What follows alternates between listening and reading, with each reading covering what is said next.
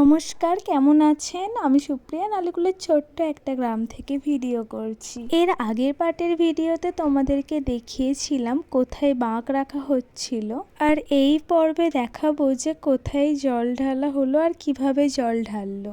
প্রথমেই বলে রাখি যে এই বছরে একটু বেশি ভিড় হয়েছিল, মানে তুলনামূলকভাবে এর আগের বছরের থেকে বেশি ভিড়। ওই যে বলেছিলাম আমি জল আনতে যাইনি, আমার ভাই এবছরে জল আনতে গিয়েছিল। এটাই হচ্ছে আমার ভাই, খুব বড় বাঁক নিয়ে গিয়েছিল অনেক সবাই মিলে। এখন ভাই যাচ্ছে জল ঢালতে বেদিতে।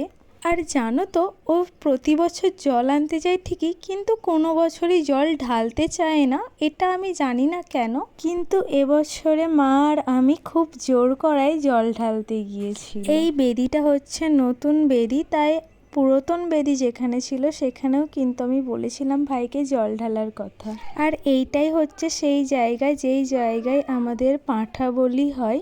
এখানে সবাই জল ঢালছে দেখে আমিও ভাইকে বললাম যে তুইও জল ঢেলে দে, সবাই যেহেতু ঢালছে। তাই ও আমার কথা মতো জল ঢেলে দিল। কিছুক্ষণ আগে যে তোমাদের পুরাতন বেদির কথা বললাম, এটাই হচ্ছে সেই পুরাতন বেদি যেখানে এখন ভাই জল ঢালছে। জল ঢালা কমপ্লিট হয়ে গেলে এবার যাবে মনসা বেদিতে জল ঢালতে, যেহেতু সবাই ঢালছে। আর জানো তো, আমার ভাই না আমাদের সঙ্গে থাকে না, তাই ও খুব একটা জায়গা চেনে না। আমি ওকে চিনিয়ে নিয়ে যাচ্ছিলাম। এটাই হচ্ছে আমাদের মনসা বেদি। তো জল ঢালছিল, আমি ওকে বললাম যে আর একটু জল রাখ, আর একটা জায়গায় ঢালতে হবে। ও আমার কথা মতো একটুখানি জল রেখে নমস্কার করে উঠে পড়লো। ও আমার কথাটা শুনতেই বলল যে আর কোথায় জল ঢালতে হবে। আমি বললাম আমাদের ওখানে মনসা বেদিতে জল ঢালবি না। এইভাবে জল ঢালা কমপ্লিট হলো। টাটা।